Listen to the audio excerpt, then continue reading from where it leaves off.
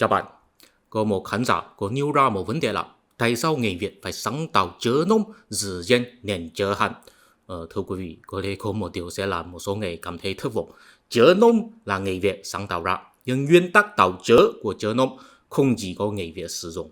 Chớ Hán là chớ biểu ý, nguyên tắc tạo chớ Hán có 4 loại. Một là tầng hình, đó là nguyên tắc cơ sở nhất, cụ thể là vẽ ra sự vật bằng chớ. Hai là chỉ sự, cụ thể là tạo ký hiệu để chỉ khái niệm chủ tầng. Ví dụ trên và giấy là khái niệm chủ tầng, không thể vẽ ra cho nên phải tạo ký hiệu. Ba là hội ý, kết hợp hai chớ hay nhiều chớ để chỉ những sự vật chủ tầng hơn. Ví dụ chớ dân kết hợp chớ một là hiếu, hiếu của nhì hiếu. Bốn là hình thanh, cũng là kết hợp hai chớ để chỉ những sự vật chủ tầng hơn. Nhưng một chớ là biểu thị kết phát âm, một chớ khác là biểu thị ý nghĩa. Ví dụ chớ nớ kết hợp chớ má của công má là ma của cô má, có nghĩa là mẹ. Mấy bạn chú ý, kết tạo chớ của chớ nôm chính là hình thanh. Ví dụ phở của phở bò là lấy chớ mẹ, đó có nghĩa là cậu, và kết hợp với chớ phá, đó có nghĩa là rớt. Mẹ biểu thị ý nghĩa, phá biểu thị kết phát âm, vì vậy có chớ phở. Chớ phở là chớ nôm, chỉ có người Việt sử dụng. Trong tiếng phổ thông không có chớ này. Nhưng mà các bạn có biết không, thật ra trong một số phương ngôn của Trung Quốc cũng có một số chớ là không thể tìm thấy trong tiếng phổ thông, chỉ có thể phát âm bằng phương ngôn, và cách tạo chớ của chúng cũng là hình thanh. Ví dụ trong tiếng Quảng Đông có lấy chớ dân kết hợp với chớ cờ, kết phát âm là khói, có nghĩa là ấy. Nó không được phát âm bằng tiếng phổ thông, chỉ có được phát âm bằng tiếng Quảng Đông. Chớ phở là chớ nôm, thì chớ khói là gì? Bây giờ người Quảng Đông được đăng ký là người Hán, cho nên chớ khói cũng được đăng ký là chớ Hán. Nhưng chỉ có người Quảng Đông mới biết phát âm, và người Quảng Đông có sử dụng nhiều chớ Hán, là chỉ có họ mới biết phát âm như thế nào. Và thông thường người ta nói những chớ đó là chớ Quảng Đông hay chớ Hồng Kông. Thế tại sao người Việt sáng tạo ra chớ nôm? Đáp án tất nhiên là tại vì trong tiếng Việt có nhiều chớ là không thể tìm thấy được chớ tương ứng trong chớ Hán. Ví dụ chớ phở, chỉ có người Việt ăn phở thôi, cho nên người Việt mừng chớ Hán để biểu thị ngôn ngữ của mình. Thế tại sao người Quảng Đông có sáng tạo ra và sử dụng nhiều chớ Quảng Đông?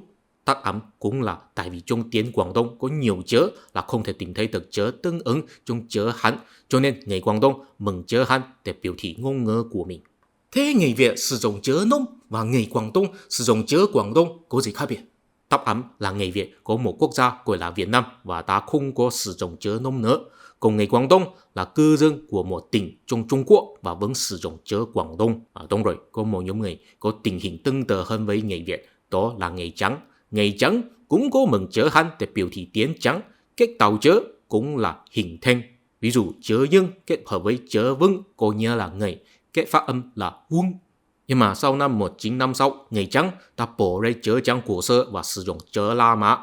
Điều đó là giống với người Việt nhiều hơn, nhưng họ cũng có một điều là giống với người Quảng Đông nhiều hơn, tức là giới trẻ của họ cũng không giỏi nói tiếng trắng nữa.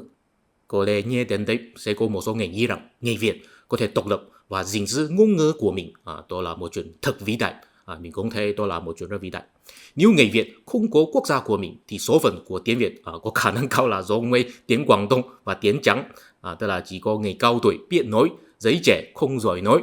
Có lẽ cũng có một số người sẽ nghĩ rằng thực đáng tiếc người Việt, người Quảng Đông và người trắng đều là thuộc về người Bắc Việt, nhưng đa số người Bắc Việt đều đã bị Hán hóa rồi, không có cùng với người Việt tạo nên một văn minh Bắc Việt rực rỡ. Thái độ của người trắng mình không chắc lắm, nhưng thái độ của người Quảng Đông mình có thể khẳng định rằng đa số của họ rất tự hào họ là người Hán, họ là nhóm tinh hoa nhất trong người Hán. Người Bắc Việt là những man di đã bị biến mất trong lịch sử rồi. Cho nên nếu người Việt có chí khí tạo nên một văn minh Bắc Việt rực rỡ thì người Việt chỉ có thể dựa vào bản thân mình thôi. Nếu có ai vẫn có kỳ vọng với người Quảng Đông, xin để mình đưa ra một lời khuyên, bạn chỉ sẽ lãng phí thời gian và tình cảm của bạn thôi. Thế làm thế nào để tạo nên một văn minh rực rỡ? Thưa quý vị, đó là một chuyện không thể được kế hoạch và miễn cưỡng, tại vì văn minh giống như công nghệ có một chu kỳ cuộc sống. Thưa quý vị, văn minh có chu kỳ cuộc sống, đó đã là một quan điểm rất phổ biến rồi. Bất kể ở phương Đông hay phương Tây đều có quan điểm tương tự. Trong thời hiện đại, lý thuyết về chu kỳ cuộc sống của văn minh chủ yếu là được cống hiến bởi hai nhà nghiên cứu Oswald Spengler của nước Đức và Arnold Joy Toynbee của nước Anh.